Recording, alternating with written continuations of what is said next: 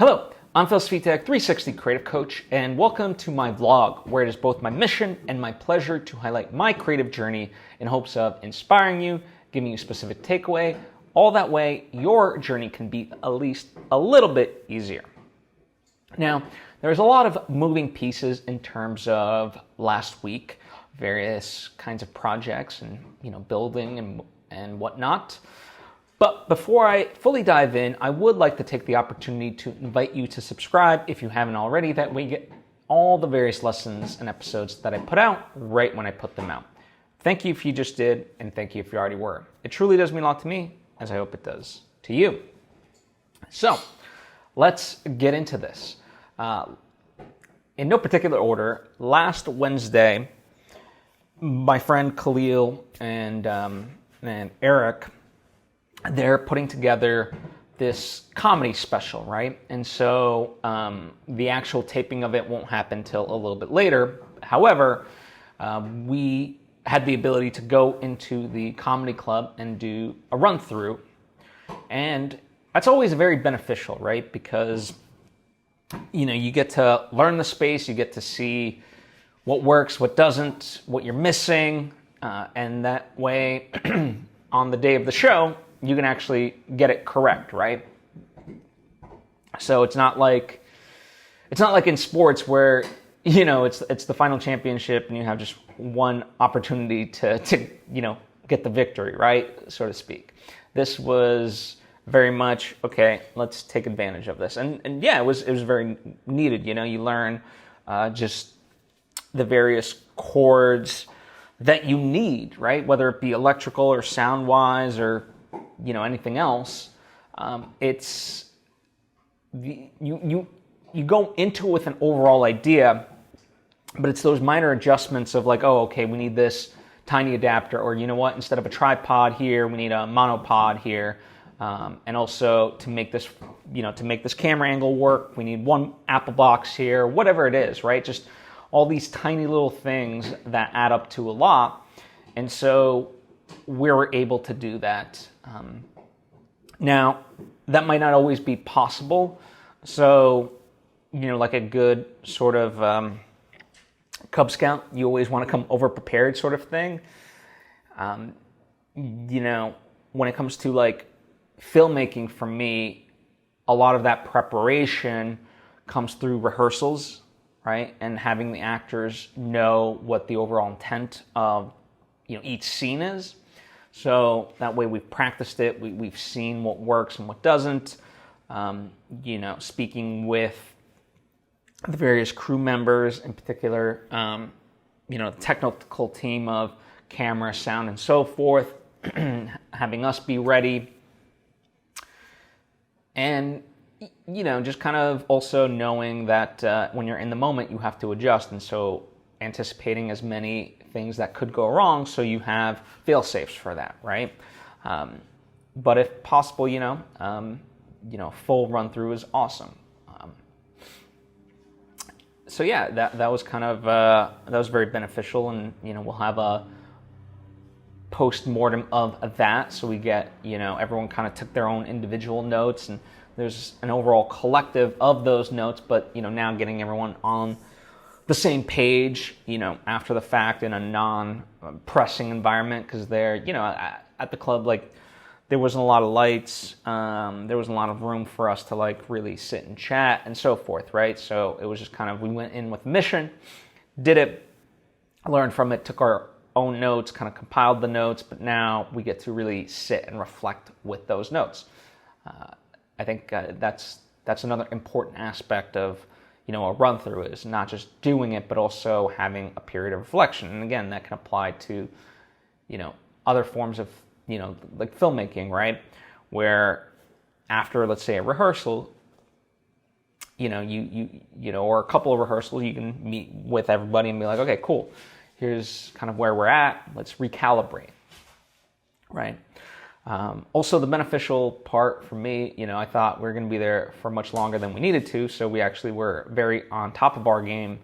And on a personal note, that allowed me to go see my friend Aaron Strongoni's film that he wrote. It was playing at this film festival, Screenfest, and it was called Shaky Shivers. If you're into like Goosebumps, this was very much in that vein, and so a comedy horror designed for kids essentially, but it was a lot of fun. I really enjoyed it.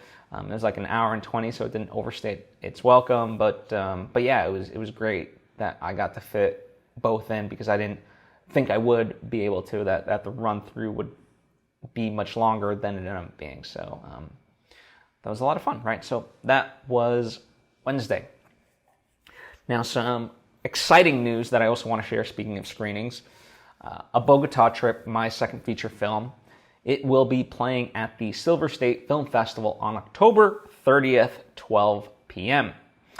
It is part of Block YY, and it's linked to down in the description box to get tickets, but tinyurl.com/Bogota Trip Vegas is where you can get the tickets.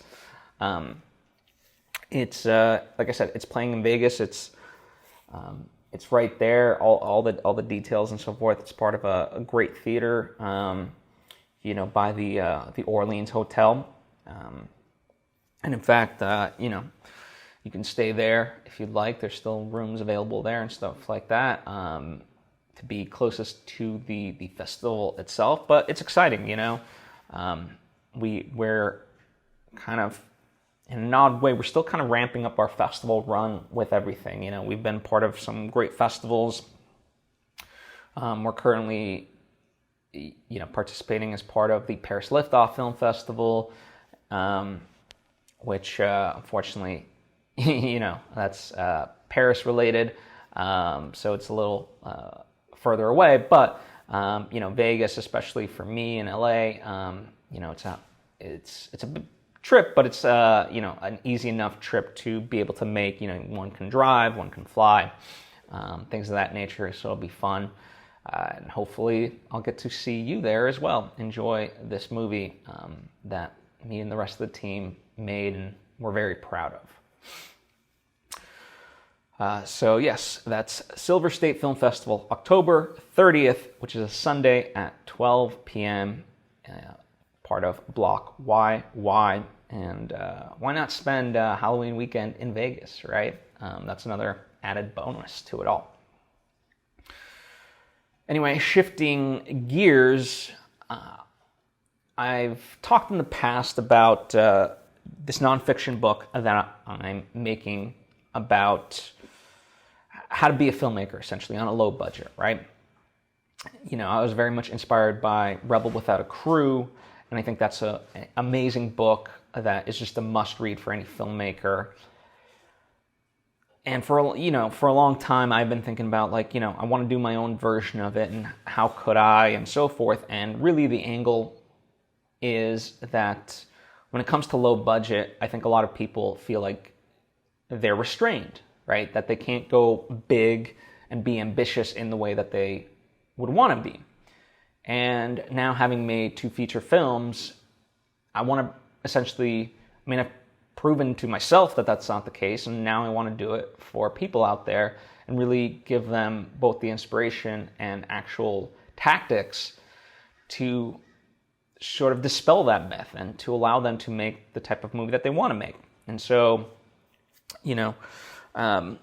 that's been progressing, much like all things in the early stages.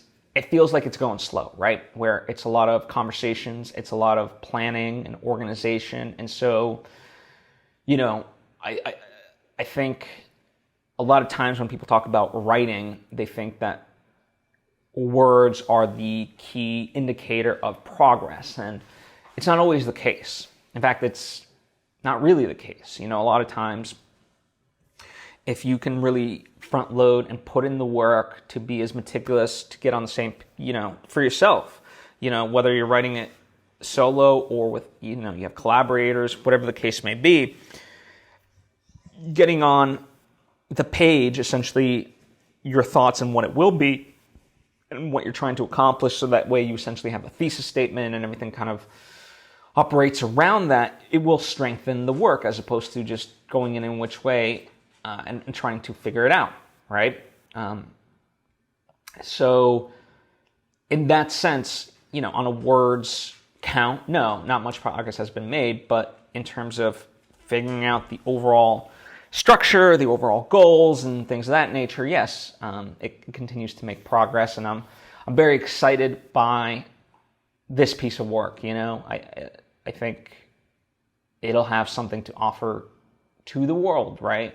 As it may, not to everybody, but enough people that it matters, right? And it's worth pursuing. So I'm excited about that. And in fact, speaking of like just taking the time to reflect and really organizing things, I've been talking very recently about this trilogy of movies that I've been essentially plotting, right?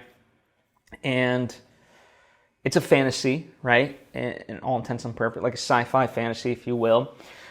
And that means I have to know the entire world, right? Like quite literally, like what is the world that this is taking place in, right? So knowing quite literally the world map, the different territories and, how that affects things, the character design and how that affects the plot and reflects each individual's characteristics and their traits and so forth. So, yeah, a lot of effort has been going into that. I purchased a couple of concept books, right? So, like, in filmmaking, there's, like, if you go to Barnes & Noble and go to the film section, there's plenty of books about, like, conceptual art, right? If you're unfamiliar, and it's essentially the artwork that they used in designing whatever it may be. It could be the gadgetry, the weaponry, the set design, the costuming, and so forth, right? And so I got a couple of those types of books for inspiration to draw from, that are kind of in the dystopian realm, this futuristic dystopian kind of realm, because that's kind of, what we're aiming for. And it's been great to kind of look at that and really reflect upon, the choices that they make, because it all goes into it, right? Unlike with the other movies that I've so far made, the types of costuming in my movies was far easier to figure out for the characters than, this sort of fantasy. And that's the fun part, right? That's the challenge of it all is, how can you reflect who they are as a person through their clothing, through the environment, and so forth. And, it's certainly a big, tall order. It's a lot of moving pieces in that way. And obviously, like on a major budget movie, you have production designers and costumers and so forth. But regardless, that time will come in essence where I will need to plug and play those various people. And maybe not like all of them, but, one that takes on multiple roles, whatever it is. But nonetheless, even in this stage of all of it, right, I need to be creating the world. And as the writer, I need to have these elements in mind enough to give it a direction so that way when the time does come where there are these people, they can interpolate that and put it together, right? No different than like J.R.R. Tolkien, who wrote Lord of the Rings, right? People off of that novel had to write the script and then, get it on from the page to film, right? And that is both in terms of acting, production design, visual style, like all the stuff that I'm talking about, right? And the nice part is when you hear the behind the scenes making of from Peter Jackson, it really was, whenever they had a question, they went back to the source material because they could glean enough from there of, even in the just smallest of details, it gave them a direction to shoot for, rather than like, oh, this person just carried a sword, right? It's like, well, what kind of a sword, right? The indication of that was all there, and they just had to really be on the lookout for it, right? And so same thing in this regard, right? Whenever you write, whether it's a screenplay or a novel, you have to know your world. You have to know your characters, and it's that sort of iceberg effect where 10% of all the things you think about will end up in the actual story itself, but you have to know the full richness of each character's lives. What were they like before the story? What will they like essentially be after?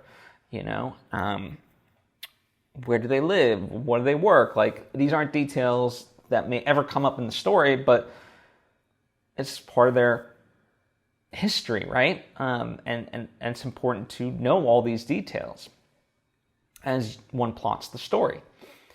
And in fact, whenever I begin, because I'm, even though I've made good progress, I'm still at the early stages of a lot of this. And as I said, or at least intonated, this is the most ambitious story that I'm telling. I mean, number one, I'm creating an entirely, not necessarily a new world, but certainly a world that is heightened than our own, right? And so, what does that look like and whatnot, right? And it's intended to be a trilogy, right?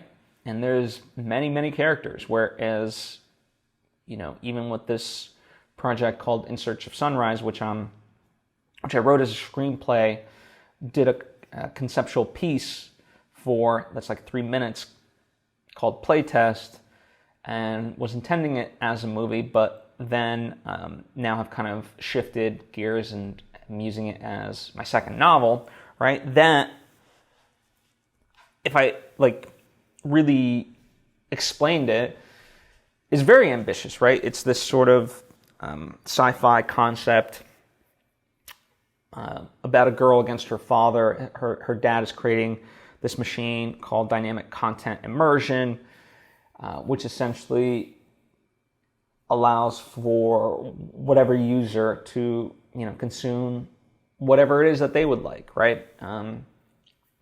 It's sort of a direct thinking about direct reflection of this idea that there's so many fandoms out there now, and a lot of times people have their own idea of what Star Wars should be, or even now with Halloween and Mike Myers, right? And all these different sort of franchises of what they expect versus what ends up getting made, and the disappointment comes from sort of that disconnect.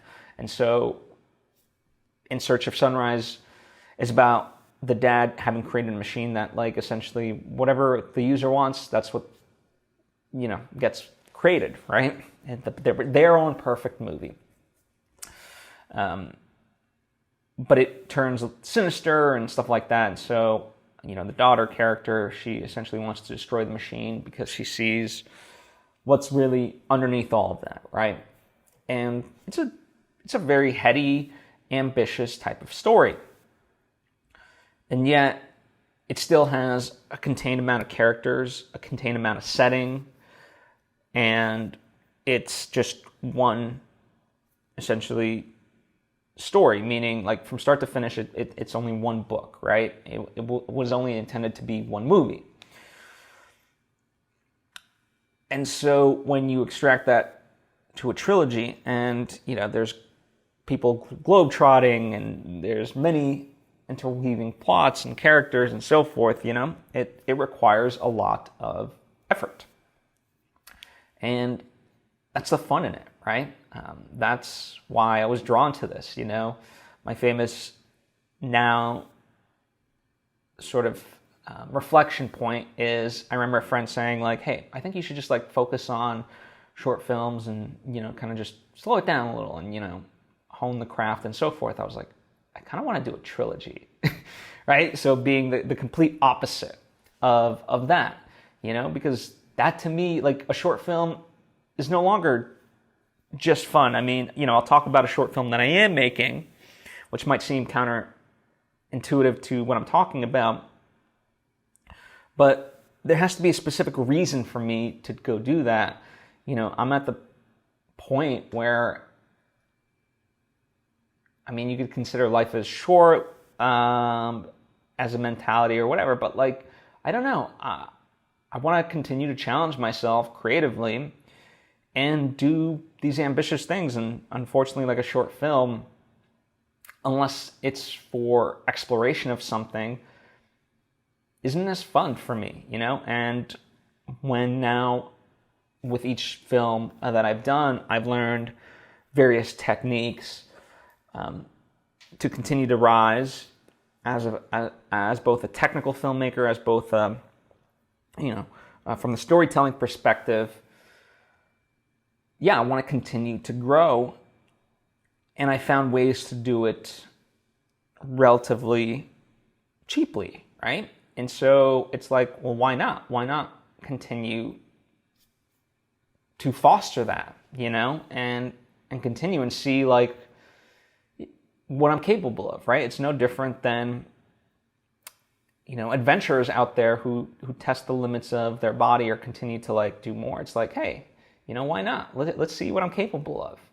And that's what this is all about, right? And it just, really what it comes down to is just having patience to be able to grind it out, knowing that it's going to take a long time. We're talking years, right? And so it's just putting in the work. And certainly, unlike with Lord of the Rings and these things that I'm talking about, this is not my full-time job, as much as it would be awesome if it were, but it's not, right? So it's like finding the pockets of time and really, making the most of what I have in that way, and not being upset that like, oh, woe is me. It's just, no, this is what I have. These are the cards, and let's do it. And, part of my strategy has been also re-listening to Story by Robert McKee.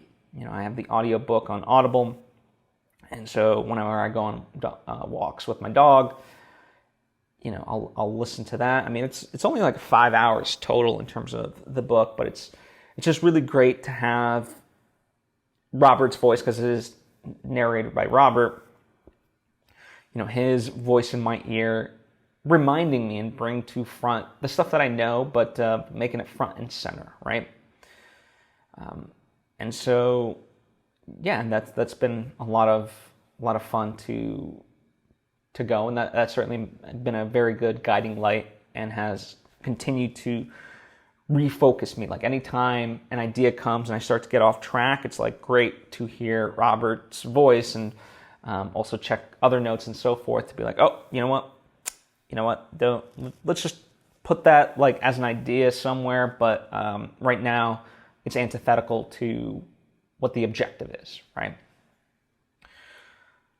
So yeah, so that was part of it. One of the things early on in Robert McKee's story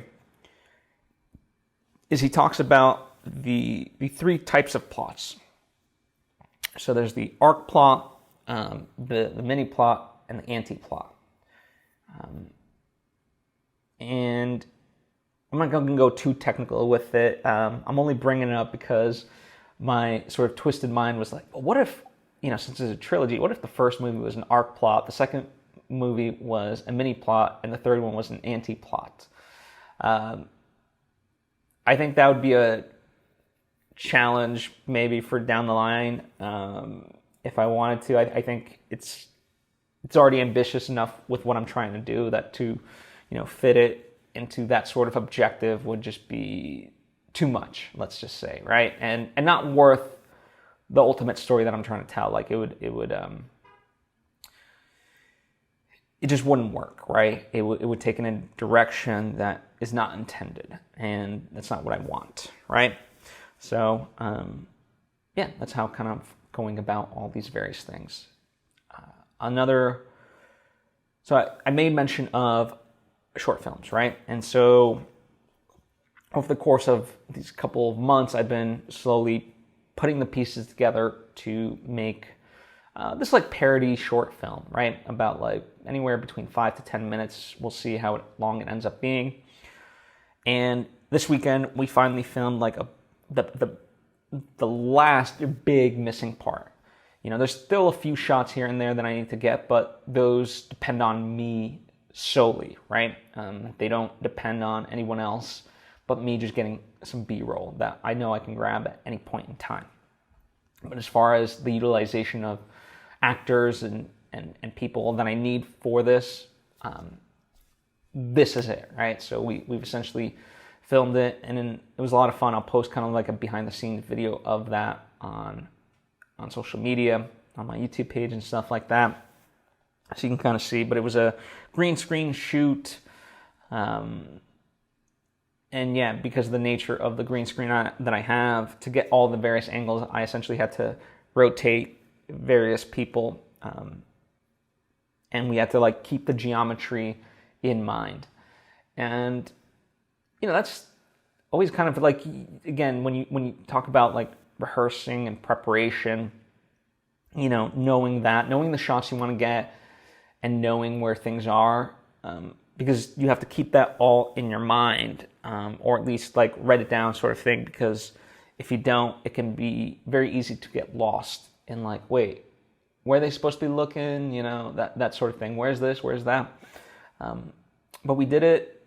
It was literally like 20 to 30 minutes. Like, it was just a couple of shots. Very simple, but yeah, it was a lot of fun. And it reminded me, because, you know, this was like a very small fraction of, I made mention of In Search of Sunrise and having filmed a concept piece for that, like a 3-minute short film. And for that, I literally, to film it, I had to put green screen basically everywhere in my apartment. So over the course of this one weekend, I essentially moved everything into my bedroom from my kitchen, my living room, and so forth. And with my friend Khalil's help, we put up green screen everywhere.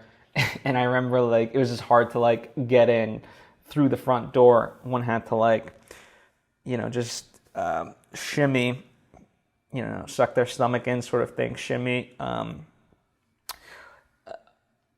you know, with their back against the wall. And then there was an opening, and then they were in the middle of this like encompassing green screen, right? And I posted a video of that a while ago. You can find it on my YouTube page. This was in early 2021, I believe. But anyway, yeah, I recalled that memory in my mind, and how crazy like that was, you know, that like there's just green screen everywhere.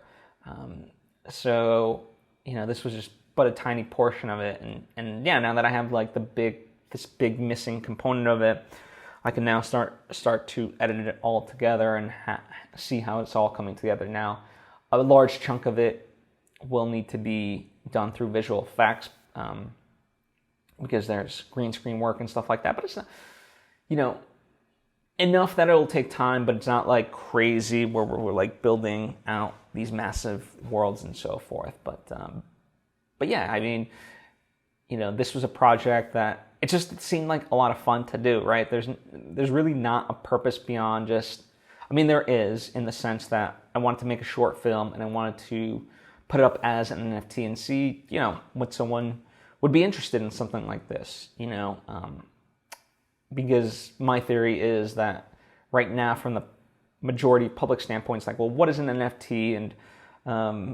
most NFTs are crap. And it's like, well, what if I put in actual effort? You know, at the end of the day, art is subjective, but like, you know, like for the most part, not just like going in Microsoft Paint for 20 minutes and creating something and putting it up, like actual effort to make something. And what would that be worth to somebody, right? And just going through that process. So that's the genesis of all of this. But beyond that, like as a piece of work, It's not like this is some concept piece for a feature film or, a franchise or anything like that. It's just for silly fun, ultimately, which, some people would say, well, why do that? And it's like, well, again, because it's fun. And I think sometimes we sort of can forget that, we make art, yes, because we want to have something to say and communicate, but it needs to be for us first and foremost. Otherwise, why are we doing it? I was just also thinking about this, like the word influencer, and my thoughts on it. Number one, what are you influencing, right? Like if you think about it, like influencer in and of itself is a very weird catch-all phrase, because I can be an influencer of filmmaking, right? Like it like beyond just like don't aspire to be an influencer. Aspire to be something substantive, and then you can have an influence on people, right? I think that's the aspect that we tend to forget. It's like we're chasing like fame and money sort of thing, right? But it's like, well, how do you do that? Well, if you want to be a rich and famous actor, well, guess what? That may never come. And the way to do that is, you kind of have to have the talent, right? And if you don't focus on that, then you're not gonna make it. And sure, there's counter examples of that, but it just still to me is too and far between. And when I look at like the people that stand the test of time and really have an audience, it's because of the work that's there. And there's people who they're really good and talented at what they do.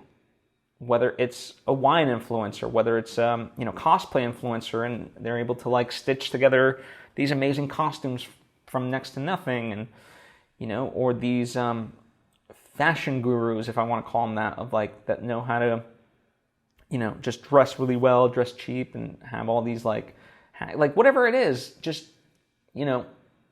there's a substance behind it, versus I just wanted to be an influencer. It's okay, but what is the actual craft? I know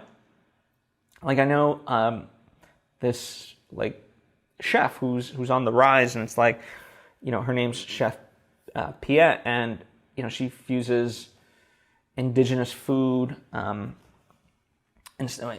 stuff like that, and it's there's a story behind that, and that's awesome, right? So I think that's the way we just need to approach more of this stuff. And I just kind of been thinking about that, just in terms of I think people just also want the end result, but yet the people that I see getting the results, they're really just having fun with what they're doing.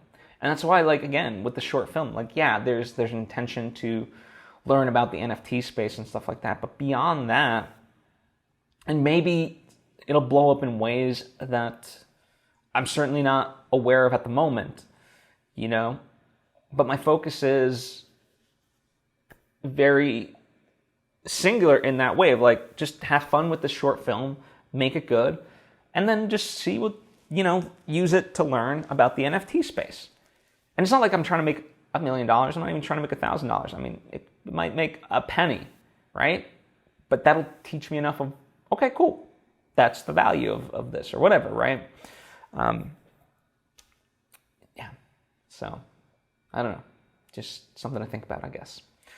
The other thing when it comes to storytelling that I've been thinking more about, and I kind of jokingly tweeted this, but I really do believe it, that if you're a writer today, as things go more streaming, and as streaming changes, where now we're getting ad-supported models, well, the funny part is, now you essentially got to bring in ad breaks, right? So if you're a writer for a TV show, now you got to start thinking of your act breaks. much like you used to do not too long ago. But we've sort of gotten away from that because with streaming, we didn't need to do act breaks. Well, now we're sort of going back to that. And I also said, like, and heck, if you're a screenwriter for movies, do the same thing. And it's kind of true, so if you are a writer out there, something to think about, because a lot of streaming platforms, there's ad-supported ones like a Tubi. There's a lot of free content as well on YouTube. Like, for example, there's a wonderful movie that I saw called Final Girls. Really amazing. Has Mount Ackerman in it, Adam Devon,